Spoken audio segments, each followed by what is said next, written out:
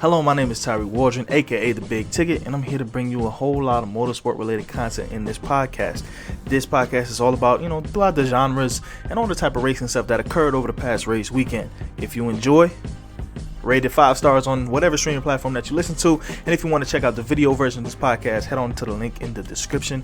It will take you to my webpage, and I have all my links there actually, so you can check out all my other content. It's up to you, but I appreciate it nonetheless. Now, diving into what we have today, we're talking about IndyCar drivers trying to make their move into F1, or at least thinking about it. We have Colton Herta, we got Patricia Award, and Danica Patrick also gave her opinions a little bit over the course of this next weekend in Coda for Formula One. She will be joining the Sky Sports F1 coverage. So I'm myself personally am fascinated with what she had to say when I believe she was interviewed on what F1 needs to become a bigger entity across North America. Now, as I dive into it, she has stated, this is actually an article that I read up on motorsport.com, which was actually insightful in my opinion. Danica, she believes that Formula One needs an American driver for the American fans to root for. Now, as we look into it, Danica Patrick, she has not only a great, history behind her. She has a good records behind her. She has great drive. She's been noted as the most successful woman in open wheel racing. So, by all means, or at least in North American open wheel racing, I'm not sure. I'm pretty sure it's open wheel racing in general, but I know for a fact that she is credible. Okay, she is reputable. Her NASCAR career wasn't that successful, but her her IndyCar career was pretty good. Now, as we dive into it, she was the only woman to win the Indy Japan, like 300 or something like that. I believe that was her big victory. But she did have otherwise great performances in IndyCar as a whole. Now, also, yeah, she got Rookie of the Year 2005. She did receive Rookie of the Year 2005 and also the Indianapolis Rookie of the Year 2005 as well. 2005 was probably a pretty good year for her.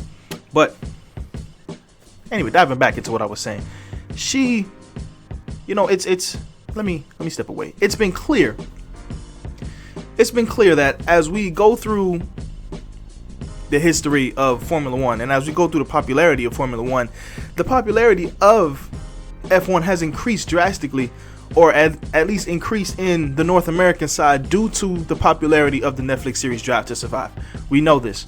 A lot of the times, a lot of the newer fans come from like 2019 and on. They've just joined into Formula One. They just started. Don't get me wrong, I am not like a seasoned Formula One. I started watching Formula One 2017. That was the time frame for when I got interested in the racing stuff, when I really wanted to wrap my head around all the things going on racing wise across all motorsport. But a lot of it is due to the success of the Drive to Survive series on Netflix. We see a lot of new people coming in, a lot of people who want to see new stuff going on, who want to see the competitiveness of F1 for real. And also understanding now that F1 is a little bit easier to follow with a slight bit of a storyline that Netflix wants to throw in there. So we see that there's been a popularity rise in North America for Formula One as a whole. But of course, Danica Patrick believes that an American driver would boost the popularity for U.S. fans to have someone to root for, which I honestly believe is true. Don't get me wrong. I know for a fact that throughout the years, we have supported different drivers. We've supported the people who closely relate to us. Me specifically, I support Lewis Hamilton. I know he is a seasoned vet. I know he is, the greatest of all time, arguably. I know some people have their thoughts on that. But to me personally, he is the GOAT. 7-time world champion. I believe 101 or 102 poles. That last one got stolen from him, I think. All in all, though, he's the reason that I got fully enveloped in Formula One. Okay? But we know for a fact that, yes, if there was an American driver within Formula One, it would obviously boost the popularity of Formula One altogether. I mean, if I'm being honest with you, IndyCar got a slight little push when Grosjean, when Magnussen, and when I believe Magnussen. If Magnussen is not in IndyCar, then he's definitely in IMSA, in the DPI category, something like that. They got their fans from Formula One, they got their fans from Europe to be fans of them within that sport, within that new genre of motorsport that they're partaking in. And of course, those fans, they come in supporting that driver, but they branch out to other people. They branch out and they, end up liking maybe other drivers, end up liking other American motorsport. We see that happen, but we haven't seen it happen the other way around. Whereas it's an IndyCar driver or IMSA driver who jumps to the European side and gets into Formula One, and we have a nice little fan boost. We haven't really seen that, and I'm glad that it's being brought up, especially at a time like this when Andretti Motorsport, one of the biggest names in American motorsport across the whole, is joining up. And I'm not even sure if this is released as of right now, but there are been speculations and rumors that it is coming up at this COTA round in Formula One, that Andretti Motorsport is going to be making their statement regarding whether or not they will be taking the majority ownership of, if not, is it Alfa Romeo? It is. They will be taking the majority ownership of Alfa Romeo. And it has been said that Colton Herta may just be the go-to. It is the one that the runners of Andretti have their eye on specifically, but they're not going to force him into it, of course. He doesn't want to give up his seat in IndyCar to join a team that may not be competitive as a whole. Excuse me. Obviously, yes, the team can be competitive. It's not that the team is not going to be competitive. It's more so, I've talked about this before, but we know that Formula One is kind of pay to win, just a little bit. We understand that, the teams who can afford it, the teams who can put down the money in research, development, all that kind of stuff, they are usually at the front of the pack, and we see that. Andretti, I'm not sure how their funds are outlaid. I'm not sure how, they come in with financial prowess. I'm not sure how they come in with that, but I know that if they do end up releasing this announcement, if they do end up getting this ownership, they're going to be looking to Colton Herta. Now, Colton Herta is already, like in 2019 and 2020, Herta has not only had like speculations and rumors that have occurred, that have grew to say that he may be in F1 very soon, but at the end of this year, with Andretti saying that if they get this ownership and a deal were to be done, their first choice is to look at the youngest IndyCar race winner ever, is to look at him, Colton Herta, and put him paired up with Valtteri Bottas for 2022.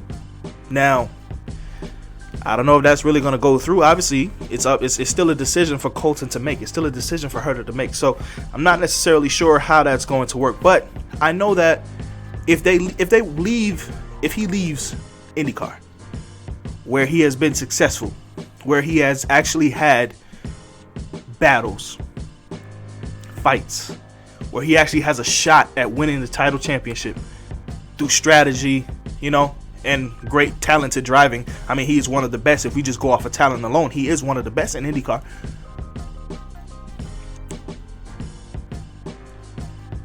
If you go from that realm and you jump into Formula One, where, like I said, kind of pay to win.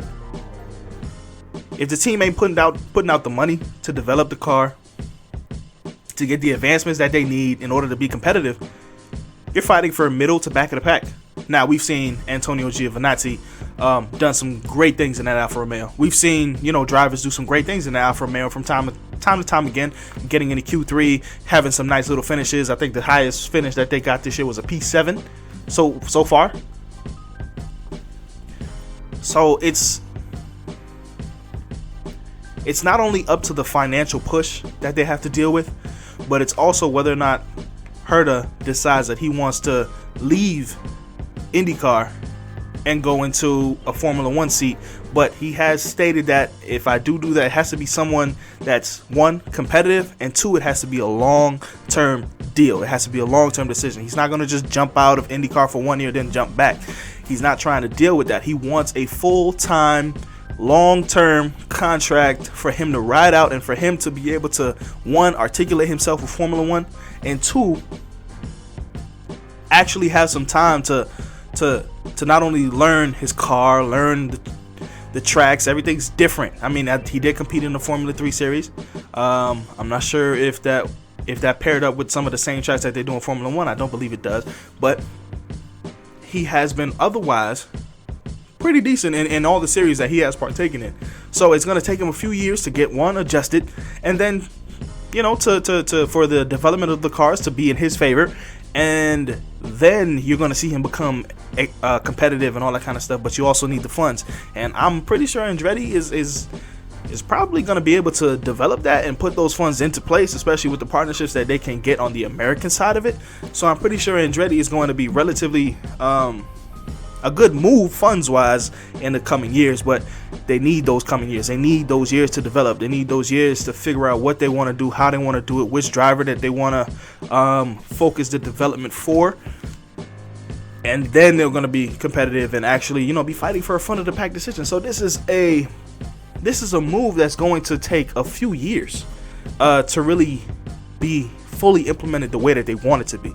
I'm not sure how fast Andretti is going to be assuming control and taking over all aspects of Alfa Romeo in F1, but it is something to look forward to, and it is something that I personally would love to see. A second American team behind Haas, a second American owned team, is definitely something that can boost popularity. And if you have an American driver in that top spot, if you have an American driver who can put down and actually race and be competitive, oh yeah, you're gonna have a ton of American fans come through.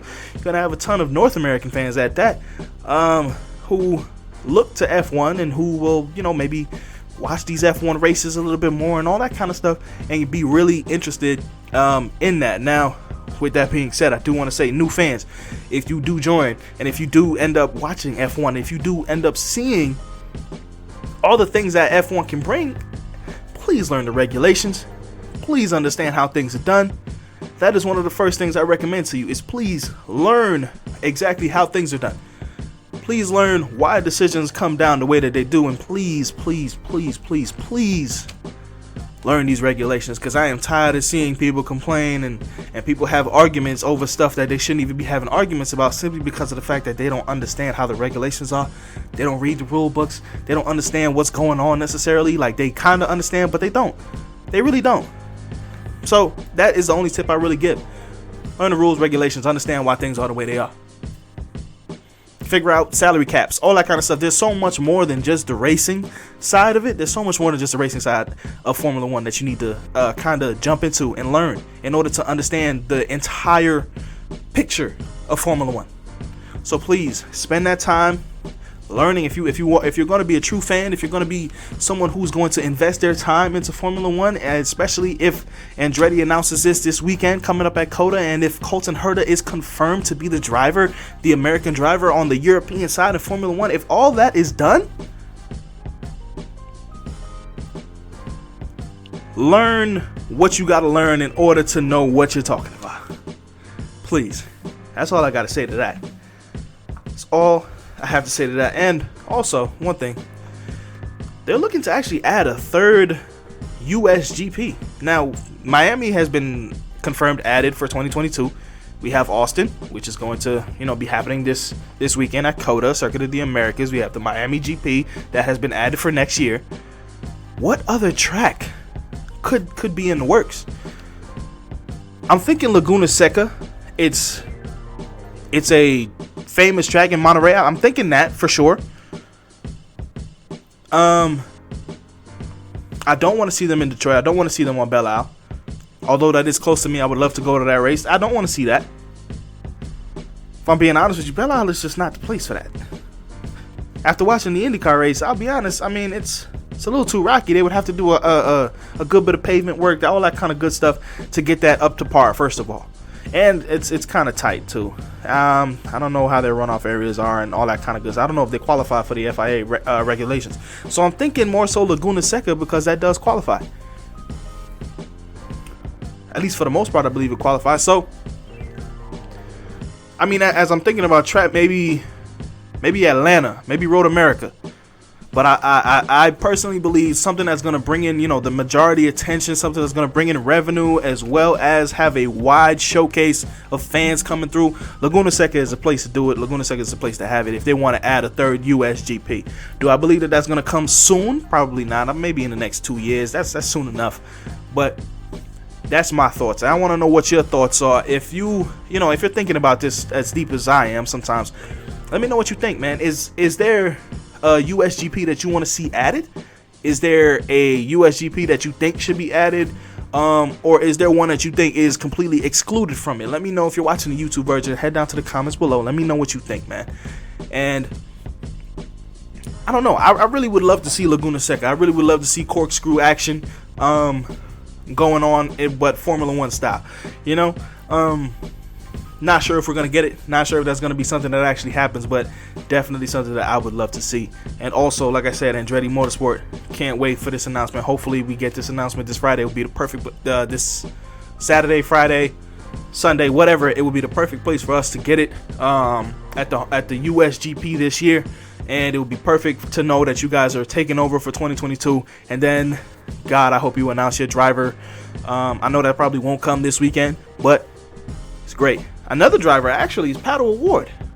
Pato O'Ward has actually, expressed his interest for Formula One, and he's been quoted as saying he would be lying if he said that he wasn't interested in Formula One, which is, that's everyone. It's every kid's dream, especially when you're in open wheel racing now. Formula One is the premier motorsport in open wheel racing. It's the place that you want to go. It's the place that you want to be at. But also, you got to understand that you may not be in a competitive team. You may not be in a team that you can actually battle for the front, where you could battle for the actual title. You'll be at the back of the pack like Mazepin and Schumacher every damn race. It's not what you want. It's not what you want. And I completely understand that some people don't have necessarily that same interest anymore when they realize that may be the reality of it. But as developments increase, as teams are, willing to put more time into researching and development and the advancement of their cause, obviously we're going to see everyone become competitive again.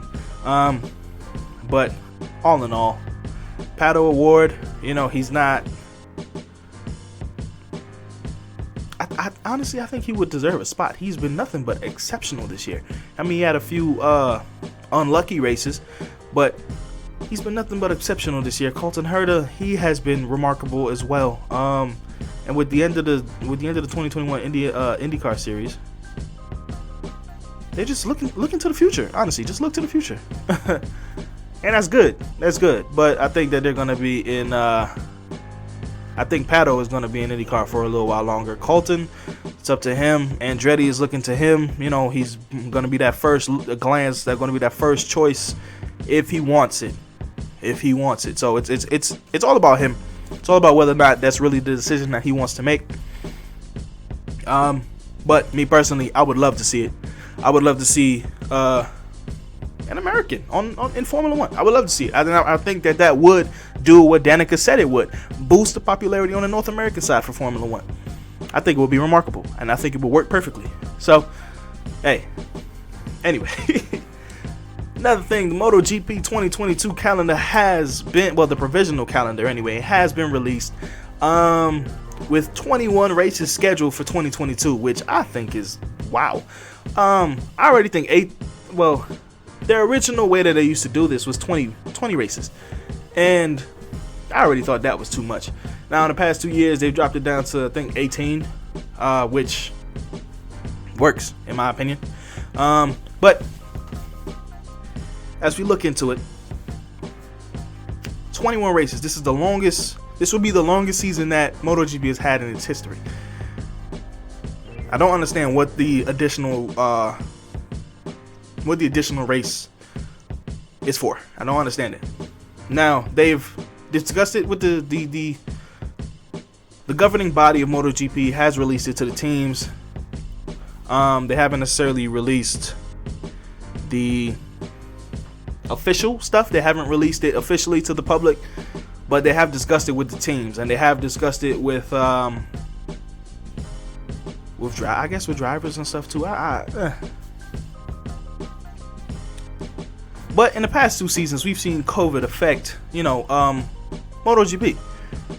This year, last year especially, we've seen it affect our seasons. We've seen it affect the MotoGP season. Now 2022 is set to be the 2021 season, with race circuits making their returns. We have, the Indonesian GP. They're allowing Premier Motorsport back now.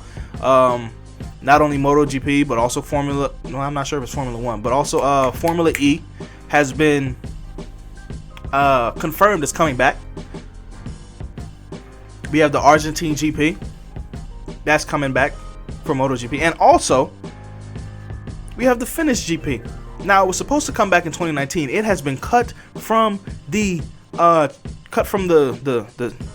actual seasons 3 times now.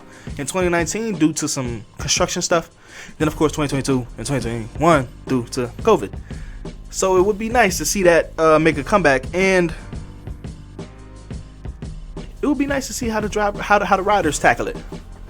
I know that they've made some changes. This is the new Kimi ring that they'd be racing on.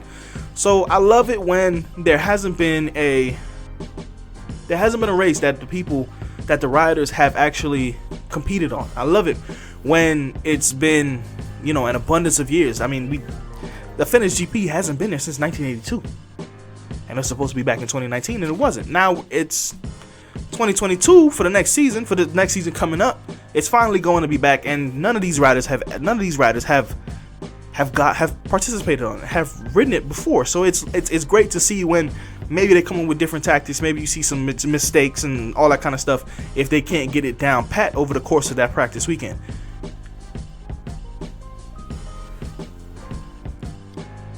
I'm actually psyched for the MotoGP for the 2022 season of MotoGP.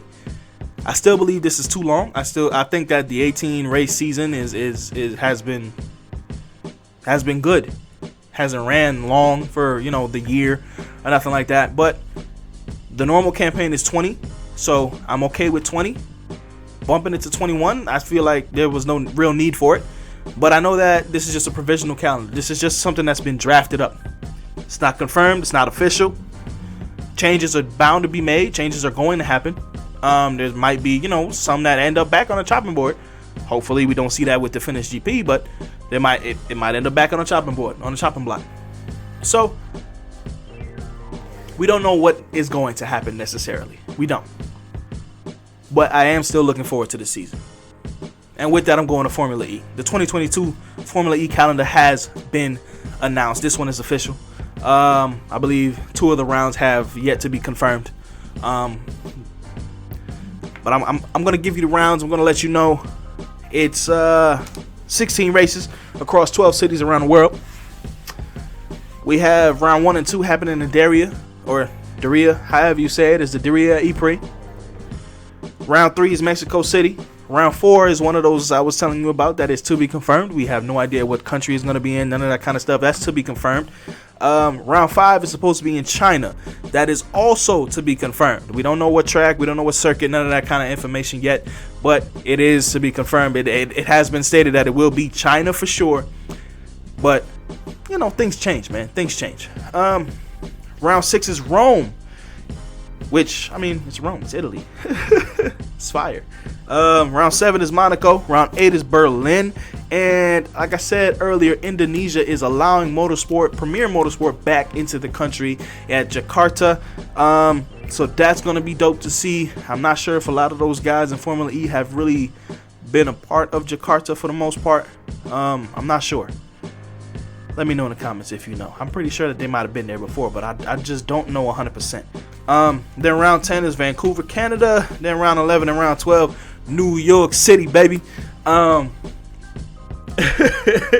13 and 14 is London. That inside-outside track, that shit is remarkable, in my opinion. I enjoyed watching that race, and I enjoyed the fact of the little shakeup of the indoor-outdoor. And it's Formula E, it's electric vehicles, so it's not negatively impacting. It's not hurting anyone that's on the inside stages or nothing like that. It's a fantastic shakeup in how the seasons are done, and how those types of races are done. And then lastly, we have round 15 and round 16 in Seoul, South Korea for the first time ever. I love the first time ever races because we know that Formula E changes up how the track outlay is set up every single race. They'll change up where the boosting points are. They'll change up how long it lasts. They'll change up, I believe it's called attack mode. Yeah, it's called attack mode in Formula E. They'll change where that's at. They'll change where the initiation points are. And the teams are only allowed to know an hour before the race starts. So we're going to see countless different strategies. We're going to see different racing lines. We're going to see a whole lot of different tactics coming from teams.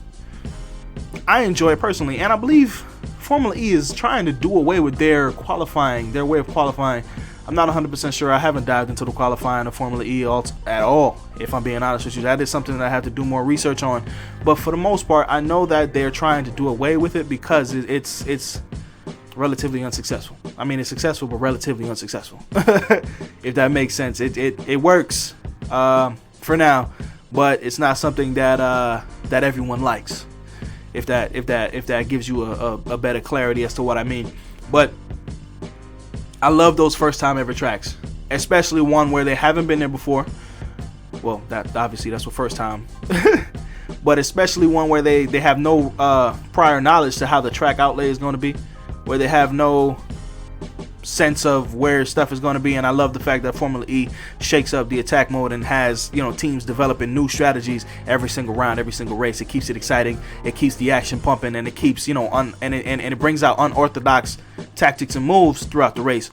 I thoroughly enjoy Formula E. I enjoyed the few rounds that I caught this year, and I definitely want to watch more and more of it next year. Hopefully I'm able to make it to the New York City round and really dive into that one.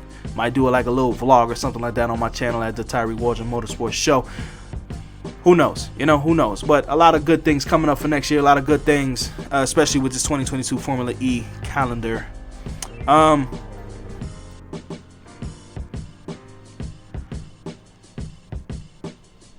That's all I got for that. One thing I did forget to mention is Pato O'Ward. He's actually, like I stated, his interest in Formula One has increased drastically.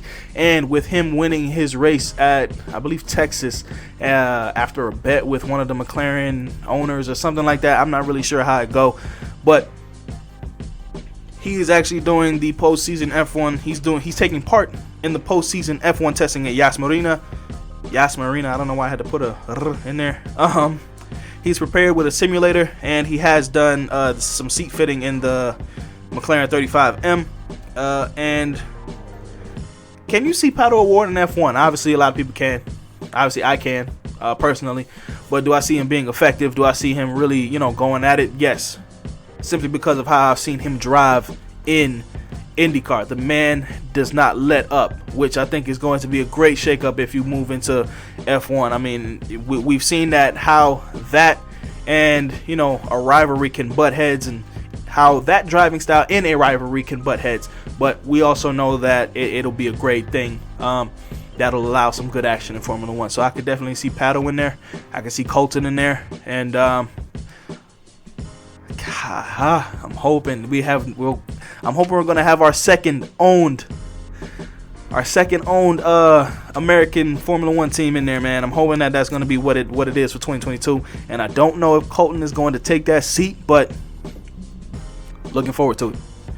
Looking forward to whatever announcement is going to come this weekend, if there is an announcement, and looking forward to when the driver contract is confirmed and all that good stuff. World Superbike, Argentina. That round was something, well, technically, it is a round, but it's race 1, race 2, and also the Super Pole. I'm about to just take a little hit of my coffee real quick.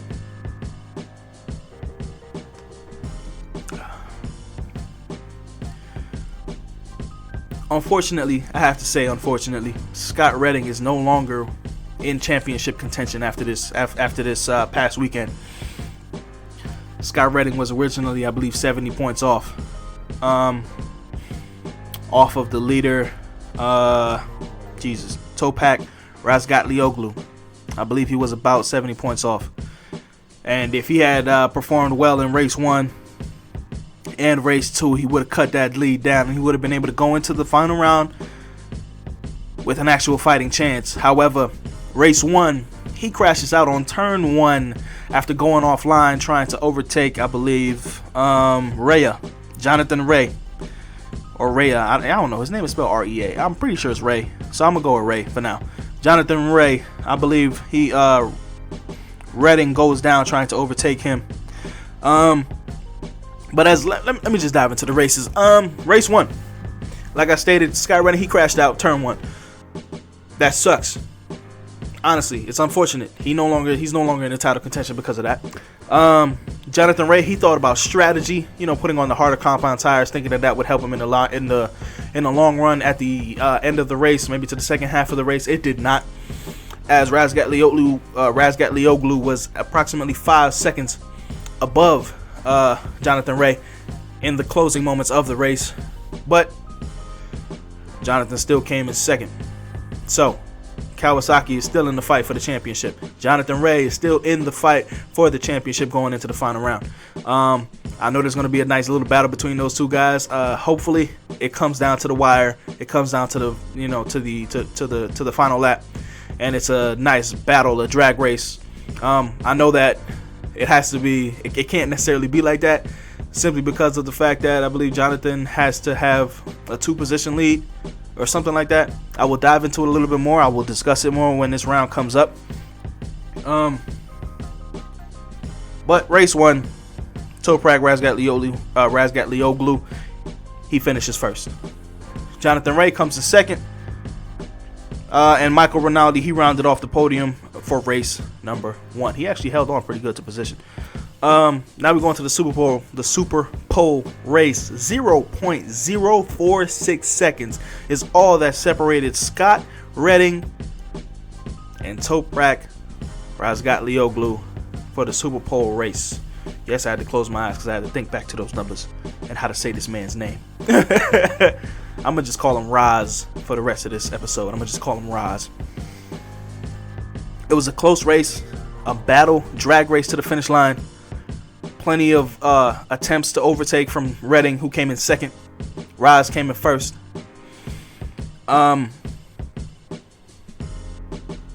Definitely an exciting race towards the end.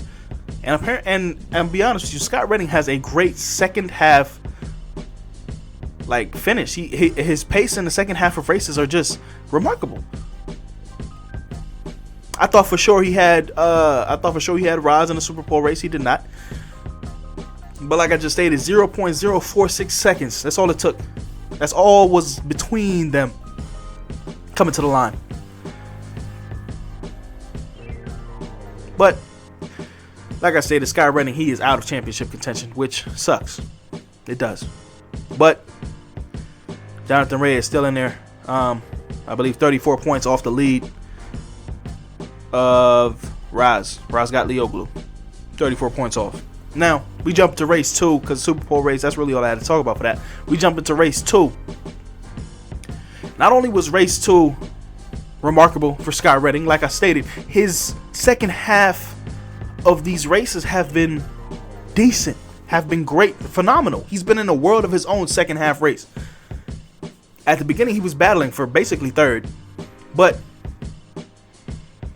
when the second half of the race started, but when the second half of the race came to fruition, when it was his time to shine, he did that and he excelled.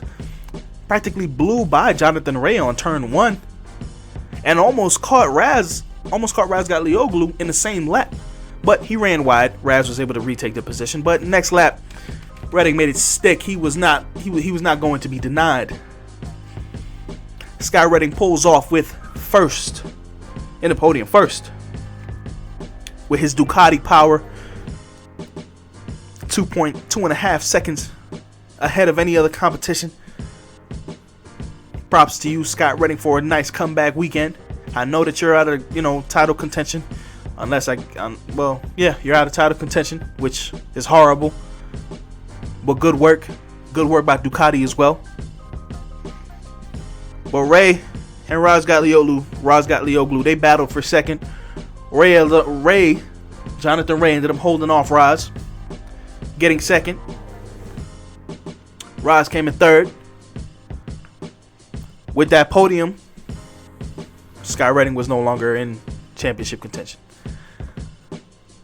If Razgatlioglu, I think if he ended up off a podium, I believe in 5th position, Sky Redding would have still been in this title fight. But Toprak has been nothing but remarkable this season. He's been reliable. He's been relatively consistent too. So, unfortunately, Sky Redding, you are no longer in title contention. Alex Bassani, he actually was doing some good work early on in the race. He traded positions a few times with Sky Redding when Sky was in 3rd and trying to fight past. But, of course, second half of the race, Sky Redding took off, and Alex, he nestled in and held down 4th place. So good work on his end. Good work on his end. And like I stated, Jonathan Reyes, he still has a chance in the championship fight going into Indonesia with race 1, Super Pole, and race 2. 3 opportunities to do some damage and hopefully come back and tackle. I want to see this. I have to see this fight. I'm hoping that he comes through and does damage and really holds 1st position in all of those races, and that would be a nice story, a nice comeback victory story of, I came from 2nd to win in the points. It's still all up in the air. That's all I gotta say. The championship title is still in the air. It has not been officially finished. It's not officially over. It's not. Now that was World Superbike. If we go to Super Formula though, Super Formula, the championship fight is over for that though. I do have to say, Tomoki Najiri is the 2021 Super Formula champion after coming in 5th in the Twin Motegi ring, because 5th was the only position he needed.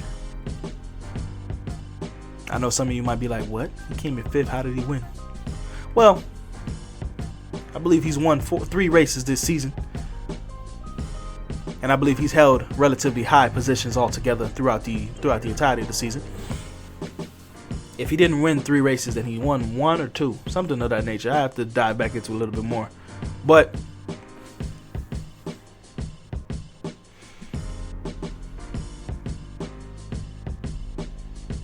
this race was relatively exciting, I do have to say. It was relatively exciting. But Tomoki Najiri, he comes out on top for the overall of the season.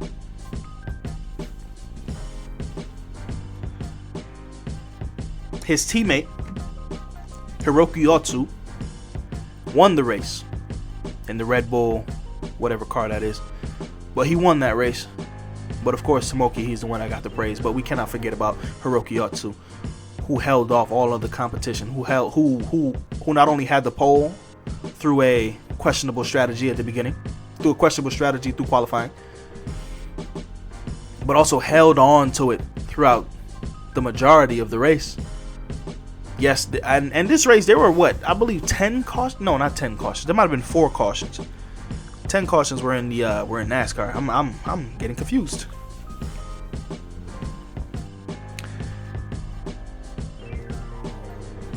But those 2 teammates, they came out on top. One on top of the championship, one on top of the race. But Yui Sakaguchi, honestly, if I'm being honest, I thought he was going to be able to bring this down to the final round. I really thought he was going to be able to excel this race. And I thought he might have had a decent chase down going into the final few laps of this race. But unfortunately, that was not the case. He came in 4th. He needed 1st in order to be in title contention in the final round. But he came in 4th. And the reason I'm upset about that, I'm upset about it. Reason I'm upset about that is because, I'll be honest, he looked like he had it going into those final few laps. He looked like he might have had it. But of course, they have their own overboost, or however you want to call it, system. And he used it all up for the most part. He used it all up. Other teams, they were preserving it. His teammate was the two Mugen teammates, they were preserving it for the most part as well. Harvesting what they needed to and using it towards the end of the race.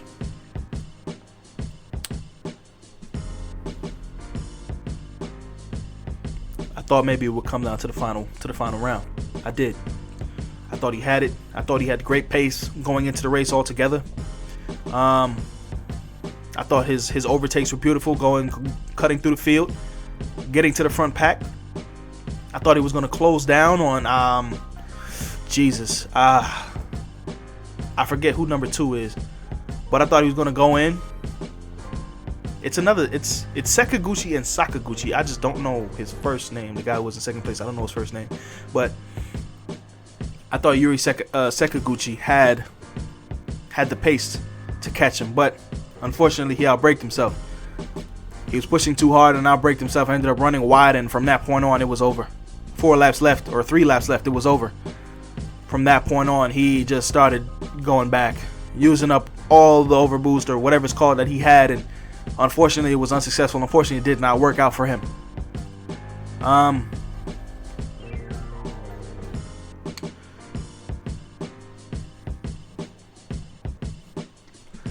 But let me talk about the race a little bit. This was a wet race. It started off wet and it was going dry as the race, continued. Motegi is a ring that dries out relatively fast, and the racing line dried out even faster. A lot of the times these guys had to preserve their tires in the first coming laps, but we brought out the first caution at I believe lap 10, while the track was still ever so slightly damp. We had, I believe, 3 guys. They stayed out on intermediates, or whatever you would call that, but I'm pretty sure they're intermediates. They stayed out on those wet tires, and they were trying to gain enough space under the safety car, away from everyone else. Unfortunately, that did not work. That strategy did not pay off whatsoever. They thought maybe things would be different. Maybe their strategy would pay off, but it did not. Hiroki, what's his name? Hiroki Atsu. He did pit. He did get those fresher compound tires, those softer tires, and was able to find the traction and kept the drive going. A lot of the field pitted in order to get those tires and be able to go into the next, the next 2/3 of the race and go into it faster. Some guys had to, the track still had to dry out a little bit. So for the first 2 to 3 laps, they had to race a little conservative, be a little careful on the throttle, and don't let no issues really happen. But it ended up paying off in the end for them. It ended up paying off in the end for Hiroki Atsu. It ended up paying off in the end for all those guys that pitted. I mean, obviously some people did crash, some people did, slide out, and it was a race that didn't necessarily go well for some. Tatiana Calderon, she crashed out as well. She was in 14th place. It didn't look like she was going to really come back and tackle, but it sucks that she did crash out. That would have been great to see her finish that race, or at least try and fight back and get within the top 10. All in all, though, this was an action-packed race. I did like the fact of the transition from going wet to dry. I did like the fact that strategy played an important part in how this race was going. But also, I did like the fact that this was a race of the mind, not a race on the track. Tomoki Najiri understood what he needed. Not what he wanted, what he needed in order to get this victory. He needed that minimum spot 5, P5. As soon as he got into that position, he held on to it. He did what he had to do to preserve that position, knowing that Yuri Sakaguchi was not going to catch his teammate Hiroki Atsu. Hiroki Atsu had a 2.6 second lead towards the end of the race over number 2. I mean, not over number 2, over Sakaguchi. And of course, like I stated, with those last either 4 or 3 laps, when Sakaguchi overbraked himself, that gap just increased altogether. And Sakaguchi was not catching anyone. And as a matter of fact, that overbraking of himself resulted in him losing that P3 and going into P4. He wasn't even on the podium. Now, he was my favorite towards the end of this race. He was my favorite to win. He was my favorite to come back and grab that pace. He had it. He had it. With, I'd say, 12 laps to go, he had it. But of course, unsuccessful. unsuccessful. There were 3 safety cars across 35 laps. You know, Super Formula likes bringing out them safety cars because it stacks back up the field and it creates way more action all over again. So I love the way that they have it. I love the way that they have it set up for Super Formula. But it's sick that after that outbreaking and after had them last few laps, Sakaguchi slowed down drastically and lost that place. He wasn't even on the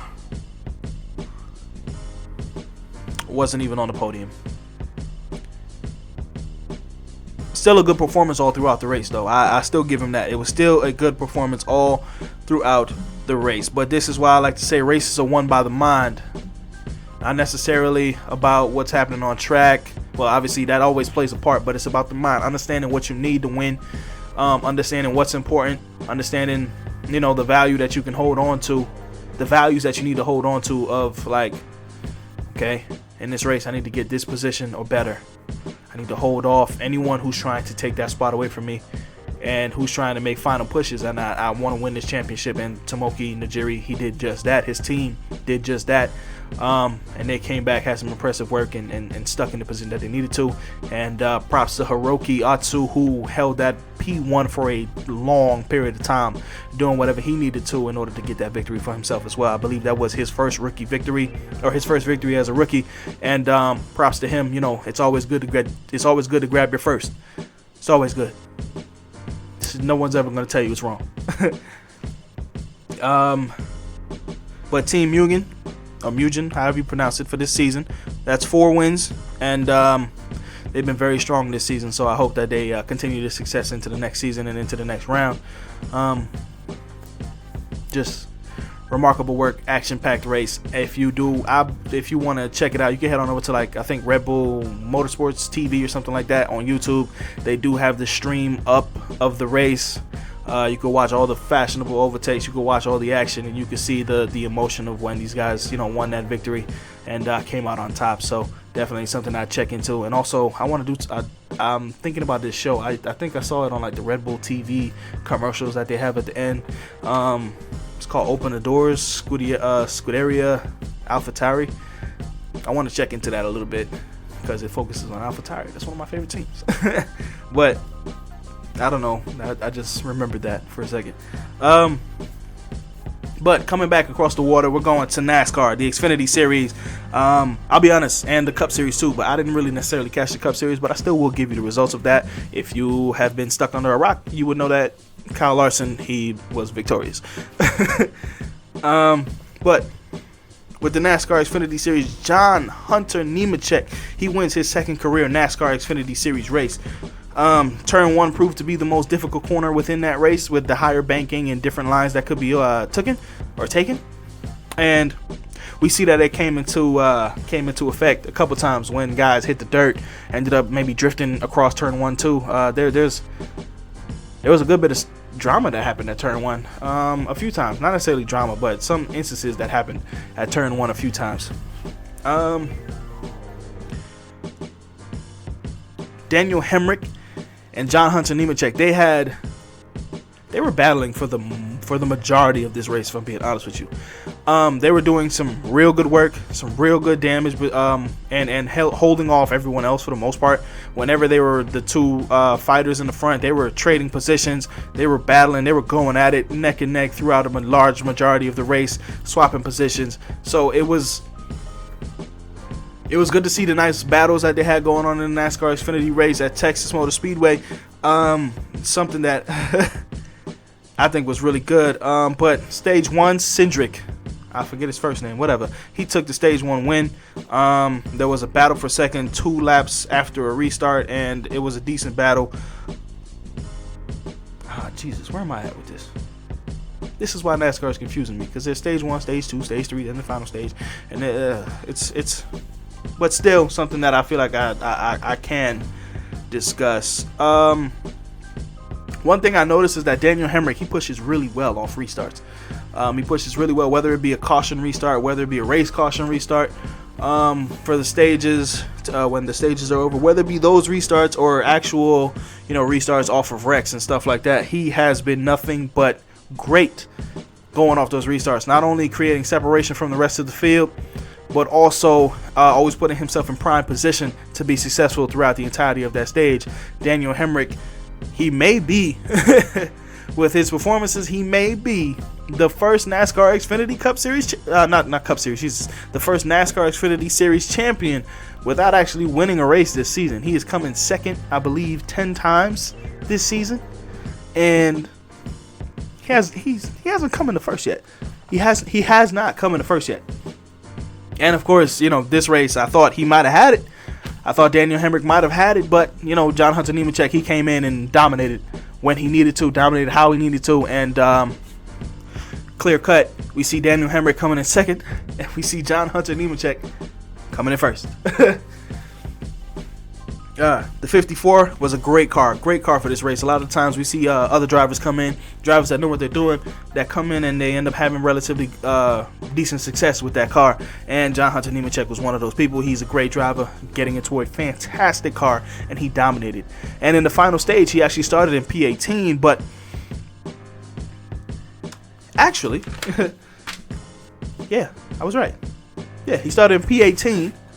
At the final stage restart with 50 laps to go, and dominated, cutting through the field, doing whatever he needed to, pushing, actually threading the needle between two cars on occasion, doing what he needed to, and he came all the way back. 3 laps to go or 4 laps to go, got the first position and was dominating from there. Stayed in first, didn't let anything get by him, and he dominated all the way to the finish line. So props to John Hunter Nemechek, props to that number 54 car that has been nothing but successful this season. And props to Daniel Hemric coming in second second place win this season, dominating the season altogether. If you get in second place, that's nothing but consistency. That's nothing but hard work paying off. And I know he would love to see a victory this season. I know he would love to see it, but unfortunately, he may not get it. He may not get it, but he might get that championship still. He might get that championship still. I also want to talk about Harrison Burton. He did have a pretty decent late race push. However, that turned out to be unsuccessful. He was cutting through the field. He did make his way up to the top fighting pack, but ultimately didn't end up, I guess, where he was fighting for. Either way, pretty good race, pretty good fight, and I did enjoy it. I did enjoy seeing that 54 car cutting through the field and really getting to the top pack and fighting and showcasing that it's the best car. It's the best car out there. It's the best car out there. And I forget what team they actually are for, but that team has been nothing but performance, nothing but superior. I believe the Toyota manufacturer has been dominating the NASCAR Xfinity Series this season. So props to them. Props to them. Now we go into the NASCAR Cup Series, the Auto Trader Echo Park Automotive 500. Like I said, I didn't really catch this race. I might have seen it maybe once or twice, but I didn't really catch this race. But Kyle Larson, he wins his 8th Cup race this season, the most he's ever had. And Larson will be racing for his first career series title at Phoenix Raceway. And one thing I do want to point out that I believe was pointed out during the broadcast, Hendrick Motorsports, every time they've made an appearance into the Final Four, into the Championship 4, they've won the title. They've won it. So I'm expecting a victory here, Kyle. I'm expecting a victory from you. So I wish all the best to the number 5 racing team. I wish all the best to Hendrick Motorsports. I wish all the best to those guys, and I do hope that you pull away with a victory. I do hope that you pull away and can celebrate not only a remarkable season, but also title. Another thing that I did see, Anthony Alfredo, aka Fast Pasta, did come out and had a pretty bad wreck. I believe his car flipped over, may have even caught on fire, something of that nature. Glad to hear that he's okay for the most part, and he's actually one of the guys that got me interested in some of the NASCAR stuff this year anyway, and last year. He's actually one of those guys who got me interested in NASCAR for the most part. So I'm glad he's okay, and congrats congrats to Larson and congrats to the number 5 racing team and Hendrick Motorsports. I wish y'all all the best in the championship 4 races, in the championship fight in Phoenix Raceway. Yeah, that's about it. And to the fans, to the listeners, to all the people coming through and either watching the video or liking the video, I want to thank you for coming by. I want to thank you for tuning in. This has been the Tarig Motorsports Show. This is actually a pretty decent episode, 55, almost an hour, basically. Let me know if you think that Colton Herta would make a strong impact in the popularity of, Formula One racing popularity in the North American side of things. Let me know if you think that him racing in that series is gonna bring in, that good networking and stuff. I don't know what to call it, but if he's gonna bring in the fans from the American side, if Andretti Motorsport does make this announcement, look out for it on my Twitter at the Big Ticket 07. Look out for it on all the official motorsport, Formula One, all of them. Look out for it for sure. If it does get released, it is going to be blasting across the airways, social media wise, blasting across all news sources. So definitely check into that. You are going to see it. If you are a race fan, you are going to see it regardless of what series you look at. And that's about it. I'm glad to see that Danica Patrick is going to be joining the Sky Sports TV coverage this weekend coming up at COTA. And let me know if you have any predictions on who you think is going to win at COTA at Circuit of the Americas coming up this weekend. Just let me know in the comments what you think, man.